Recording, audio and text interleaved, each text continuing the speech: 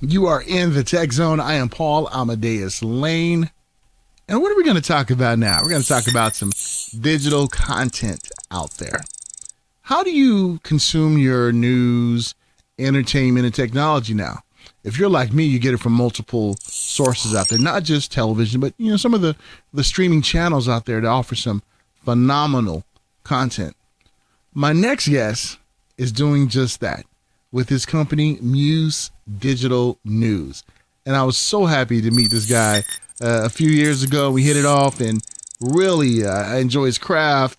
I really just love his hustle and the content that they're creating out there with the company. And I'm so happy right now to bring this next individual on. Had an opportunity to meet him several years ago. We just hit it off. Great tech mind, great news mind. Michael Sandoval, MUSE Digital News.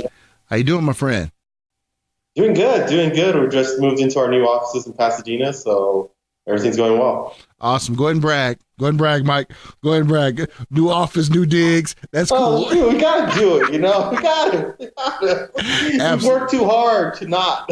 And you know what, Michael? Talking about working too hard, I remember when we first met, you were talking about expanding and everything, and the internship that you had with the local college. And to see where you're at today, my friend, it's truly amazing to see. Talk about the journey.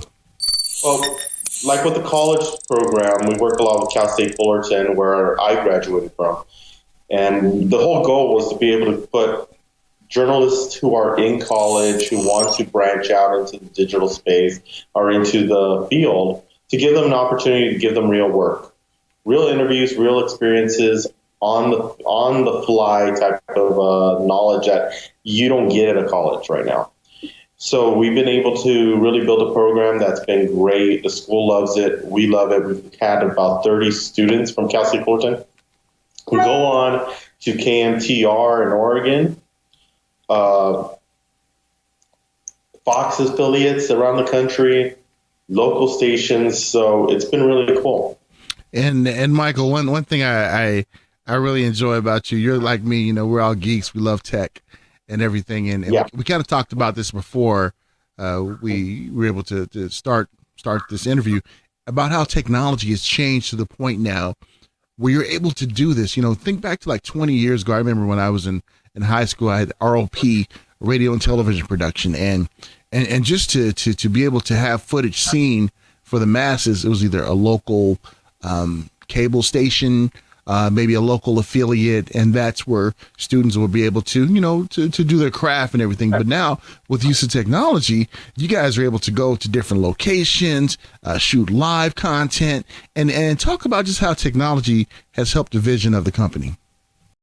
I think it really has helped. I come from a tech background. I went to all-boy technical high school in Rosemead, Don Bosco Tech, where pretty much you look at back when I was in college in the 90s and high school in the 90s, and you couldn't do this. You couldn't have that outlet, like you mentioned. You had to work with one of the big affiliates, or if you don't get in, you're pretty much out, and you don't get to follow your passion and your dream. With with the way technology is now, we've been able to not only stream live content, stream red carpets, but also try and find ways to integrate AI, AR, VR into the product now.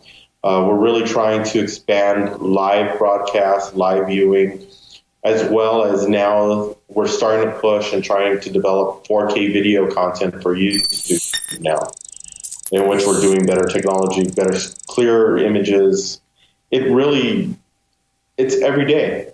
New stuff comes out every day, and we're trying to implement it into MUSE to be able to tell a story and to be able to tell the news in a different way, in a different format. And Michael, when I started in journalism about 17 years ago, wow, I'm getting old. It's I remember there was only I know. We only had certain number of news affiliates, radio affiliates that would bring the content, and it seemed like everybody talked about the same thing. But now we see, with the advent of technology, you get all these different fresh perspectives. There's no more cookie cutter, kind of journalism out there. And I've watched some of your stuff that you guys have covered. A lot of it is just because we focus on their work. A lot of the questions that we ask are about music that they're putting out, the films that they're putting out, we very, very, very rarely go into their personal lives. I mean, we treat it to them like they're going to work, like it's a business, and that's the one thing I think it translates to our viewership and our readership is the fact that it's an old school style of news because we're getting straight to the story, straight to the point, and I think it's refreshing to a lot of people, especially to people who want to be in this business, who want to be in the film business or in the music business, and really learn how they got there. So we take a different approach that isn't really a new approach. It's something that's been around for a long time. It's just a matter of bringing that back. And then with this advent of where news stations are, like with radio, and a lot of it is pay to play. And that's the sad thing that you're seeing now. You're seeing radio stations shut down. You're seeing playlists that it doesn't really open up to local artists.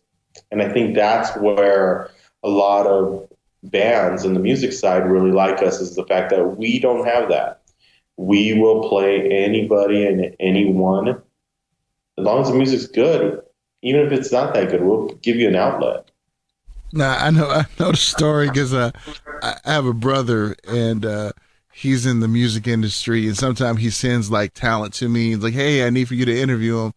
And like I said, if I didn't have the power and authority that I have over my content I have at my show at the radio station, I don't think management will put it on. But I'm glad you said that because I may not like it, but someone else may like it. And that's what we see even with like the top 40 and the top 10 stuff. I'm like, why is that on there? But somebody likes it. And for artists to have that platform, I think that's how, the game has changed. You look at even Justin Bieber, he got to start YouTube. And I'm like, and look at him now, one of the highest selling artists out there. And being able to share another person's dream and a journey has to be fulfilling for you guys. Yeah, it's like Chance the Rapper is another example. It's like he doesn't have a real record label, and a lot of his content is not even in an album form. It's all been digital releases. Yeah, and I tell you, back in the days, it was so hard to even get a record company to even sniff you. And now people said, I'm gonna do it myself, and I'm gonna make all my money, cut through all the red tape, and I see the times in which we live in is truly transformational. I mean, I never would have thought about it, 30 years ago, that we would see what we see right now. Well, I mean, guys like Prince, I mean, you've seen them. If it wasn't for Prince going away from the record company and doing stuff on his own, and other artists like him, you wouldn't see guys like Chance the Rapper or other independent artists come out and do their own thing and say, we don't need a record company to back us anymore. If they're not going to sign us, we can do it on our own and put our own music on there and become successful. Yes, because there's a lot of YouTube artists out there that's getting some big checks out there, and it's all right. I wish we had some of those big checks from YouTube, but I'm with you, brother. I'm like, okay, the views are going up, but I'm still like in the change I'm getting from YouTube. Exactly, especially with the algorithms that keep changing, and the recent one that just changed does affect us as well. Was the one about your content isn't suitable for advertisers, and it's like we don't say one bad word. It was just a clean interview, and just because it's on the title it says Halloween Horror Nights or The Maze is called The Shining or Saw, we get hit. And it's like, it's one thing if it's all an algorithm based, computer based software, but it's like, come on, by this time the algorithm should be able to tell what is okay and what isn't. That's so true. I remember I did an interview with Natasha Henstridge and YouTube flagged it. And I was like, not suitable. Now I can understand if I was trying to play Species, but no, all I was trying to do was interview her about Meta, the new series that she's in. Mm-hmm. And those algorithms are just, yeah, I'm with you on that. And I think that's what the challenge that we have out there is like when we're trying to create this audience, trying to create revenue, you have these different flags that come up and how do you guys deal with that challenge right there?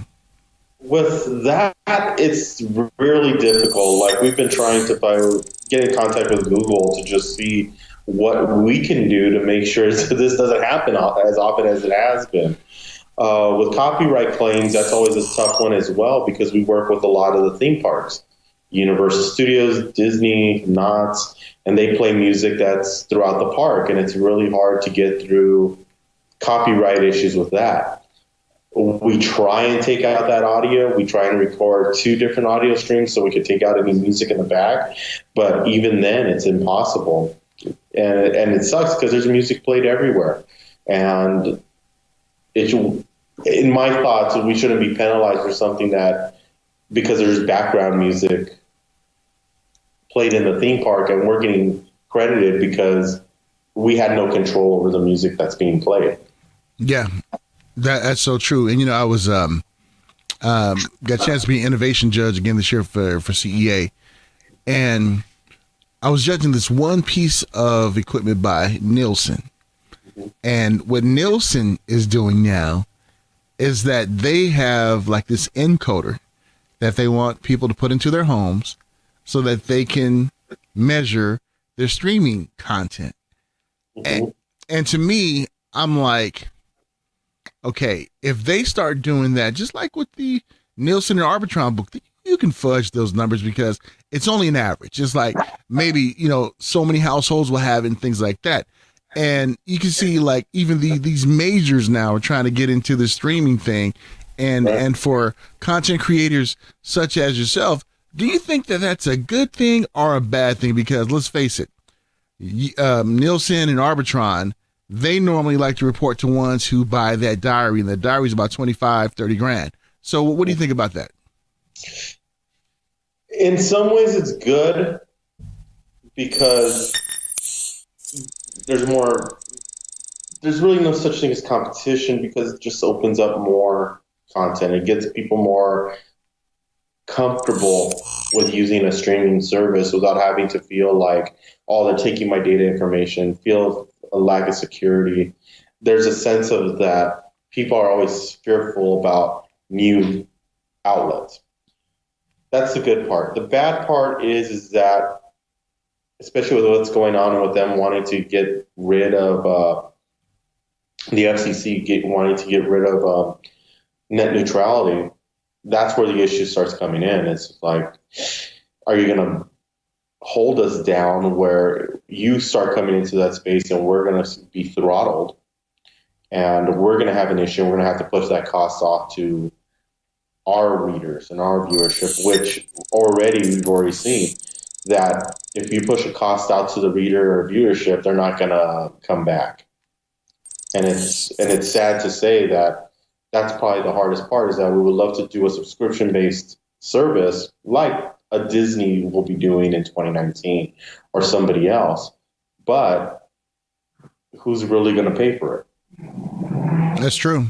That is so true because there's so much free content out there that ones really don't want to pay. And I think even Disney's going to have a tough toe. And the reason why I say that is because you look at like Netflix and Hulu and all the content that they had. It took them years to be able to be what they are today. I know Disney is probably banking on the name and having all the Pixar and the other Disney productions going to be on there. I think it's going to help, but it's going to, especially everything's going streaming now. CBS, they're streaming and everything. So it's like you see this like smorgasbord of streaming content.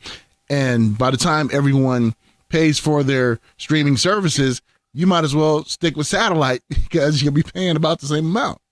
Exactly. Disney's not going to be a cheap product. It's going to be a high-end product for a streaming service. They're not going to charge it for a Netflix type of price where you're paying $7.99, $12.99. You're going to wind up having to pay like HBO, where it was $19.99, I believe, when HBO Now came out. Oh yeah, absolutely. Well, they gotta pay for Star Wars Land, Michael. Exactly, and the worst thing, people are going to buy it because they're going to have. I'm pretty sure they're going to have the Star Wars original content, original TV shows. Marvel's taking all their stuff from Netflix and putting it on their new Disney Channel. So it kind of, for the consumer, it doesn't make sense because if you even charge the lower price, you'd still be making a lot of money in order to do the production. Yeah, that is so true. And especially on a streaming service where there's ways to make it affordable on your end to be able to afford everything to put the content on, and most of that content going into production. But they're going to find out a way to charge a lot of money for their stockholders. Yeah, that is so true. And Michael, talk about your fondest memory of Muse Digital News and the journey. What's been your fondest memory? Oh, my fondest memory is all the Star Wars events that we get to cover. I was a big Star Wars fan growing up. First movie I ever saw was Star Wars: A New Hope at 2 years old. So when you get to go and meet Mark Hamill, Harrison Ford, Carrie Fisher before she passed away, and all that, all the people who are involved, it's just, to me, sometimes I step back and I'm like, wow, I went to school in East Los Angeles and I get to hang out with my idols now, and they know me by name and they come up. That is probably the best thing I've ever experienced, because it's like I've worked in pro sports, I've done a lot of things in entertainment, and nothing compares to to be able to step back and say, wow, I've been able to do that. And now, Star Wars question. I'm going to put you on the spot, all right? Okay. Here we go. Is Rey a Kenobi? At first I thought she was. Now I'm thinking that she's just somebody who was force sensitive, and they found her. I really don't think she's a Kenobi. I don't think she's linked to a Skywalker. I think she really is somebody that was a standalone character, that she just happened to have force powers, was being trained, and then when all that stuff happened with the Knights of Ren, that's what occurred. I mean, she realized that she had force powers eventually. Now, another question. Is Finn a Windu? What do you think? That would be interesting, and I would like to see that, because we didn't see enough Mace Windu in the prequels, and he was the baddest guy. I mean, he was a very powerful Jedi. So I would like to see it in one way. In another way, I kind of don't, because then it makes the universe even smaller. Mm-hmm. That's true. And I want to see that universe expand, especially since whatever is canon now, whatever is not canon from back in the days, it's like there's a lot of material in which to branch everything out of. So I'm hoping that it doesn't expand the universe and not compact it. Yeah, it's going to be pretty interesting, because, we're going to get a lot of questions answered when it comes out this December, but I'm thoroughly looking forward to it, because I have a lot of conspiratorial theories about that, because when Emperor Palpatine, when he got into the fight with Mace Windu, he fell out the window, but we never saw a body, so, all my conspiracy theories are coming up. And even like when Obi-Wan was talking to Master Yoda, Empire Strikes Back, when he said, there is another, everybody thought it was Leia, but Leia never really got force sensitive. So, it's like all these things are coming up. So it's going to be interesting to see what happens. I can't wait. I can't wait for the premiere. And I can't wait. It's still, 2 months away? No, and no more trailers have been released. No. Well, Mark Hamill had released a little snippet saying maybe look at Monday Night Football on October 9th. But I hope that's true, because I want to see what the actual story is going to be. At least you don't have to tell me the whole thing. Just give me an idea of what we're going into to see in this movie. That's true. And I think you and I both caught on that snippet when Mark said, one thing I know for certain, it's time for the Jedi to end. And I remember you posted about it, and I was like, I think I know what that means. But following the video games and everything, it'd be nice, to see some things that maybe the video game showed that this one was showing. Battlefront. OMG. Have you played Battlefront yet? No, I haven't played it, but I have seen the cinematics, and oh my God, it makes me want to buy a PlayStation Pro and play just for that game alone. No, you want to get an Xbox One X, because when that comes out, that's going to be a lot better. PlayStation garbage. Is it? Because I remember when Xbox first came out with their new Xbox One, and they were running it off of a PC at E3 one time. Yeah, pretty much. But yeah, but I think the One X, the Project Scorpio, I think that's really going to change the game. But PlayStation, I got some friends work over at PlayStation. They have a good product too. But I'm kind of force sensitive to Xbox. Well, it does. The hardware kind of speaks for itself. It is an updated system, an updated hardware. The CPU is a lot faster. What was it? 8-core or 16-core processor. Mm-hmm. So it's going to be interesting. I just wish that with Xbox that you would be able to change out the hard drive and really have a way to upgrade that storage like PlayStation does. That's true. And I know with the Xbox One, you can actually, depending on what version you got, you can actually, take it out and put a new one in. But I know like the consumer version, you really can't do that. But I definitely hear you, because once that hard drive is gone, who wants to go start deleting stuff and everything? So exactly. Just like the Xbox 360, that was probably my biggest complaint about it, was the fact that you had to buy a special hard drive module because of the way the housing was in order to get an upgrade in storage, where like us tech guys, we knew a way of getting around that. But still, when you think about somebody who doesn't know how to do that, you're paying $100, $200, $300 for a new hard drive. That's true. And who wants to do all that once you paid all that money, right? Exactly. When you can get one at Fry's for $49.99 for 1 gigabyte right now, or 1 terabyte? Oh, that terabytes. Yeah, terabytes are real cheap now. Yeah, so definitely. Michael, before I let you go, my friend, we know the tragic events that happened in Las Vegas this past weekend. And I know you and I, we hang out at CES. I frequent Vegas several times a year, and my heart bleeds for what happened out there. And Michael, that was a real tragic event that happened out there.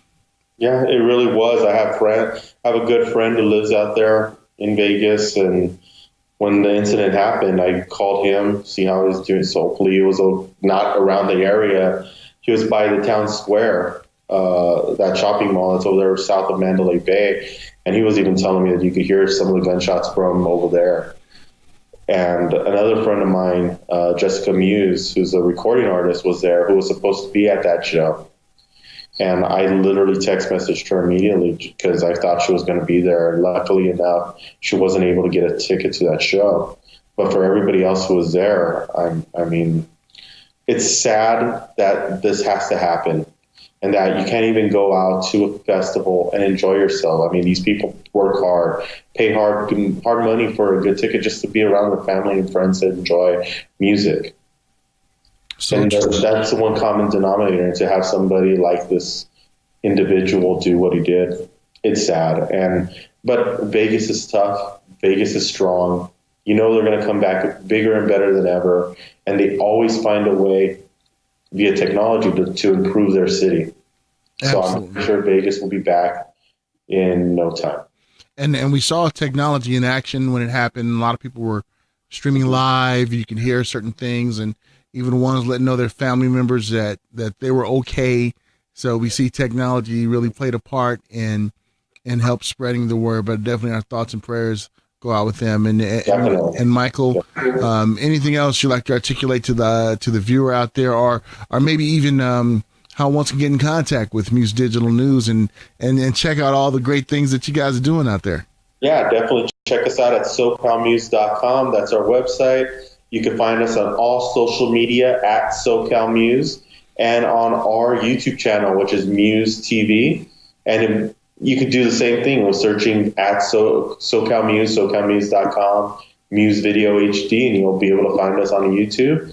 And we have a couple of things that we're working on for 2018, so it's the best way to find out what's going on, especially with our new show. We have a show coming out called Essentially Crystal, which is a food and lifestyle travel show that we're putting on Amazon Prime, iTunes, YouTube, and that will be a paid show because we can't do everything on Muse for free. But it'll be well worth to purchase the season, and we're going to make the season prices very, very affordable for everybody. Nice. Now, I didn't like twist your arm eating that barbecue and eating that macaroni and cheese on Facebook Live. I didn't I didn't influence you to do that. You always do that every time. And then I'm wind up getting hungry, and I have like, oh shoot, I'm gonna have to go get some barbecue. Definitely. Mac and cheese and some greens and go to town. But I gotta start getting ready for CES weight though, so I gotta slim down. I gotta watch that. That's me too, man. I started yesterday. My wife and I, and Michael knows. You know, the press events we get invited to, all the open bars and everything. It's like, yeah, we got to get down. So open bars is where it gets you. Yeah, tell me about it. And it's not the cheap liquor, you guys. It's the real liquor. Yeah, exactly. It's the good stuff. Michael, great talking to you, my friend, and much success with MUSE Digital, and I look forward to catching up with you soon. Sounds great. Hey, thank you very much, and thank you for inviting me. Anytime, my friend. Thank you so much, Michael Sandoval. It's the Michael Show, right? And Michael Maddox on in the second segment, and now Michael Sandoval in this last segment. Thank you so much, my friend. And thank you for opening up about Las Vegas, a place that's dear to everyone in the tech world's heart. CES 2018 is coming up, so our thoughts and prayers continue to be with you as your city heals, as the state heals. We love you all. Make sure you tune in to next week's show. More great things we're going to talk about. Take care.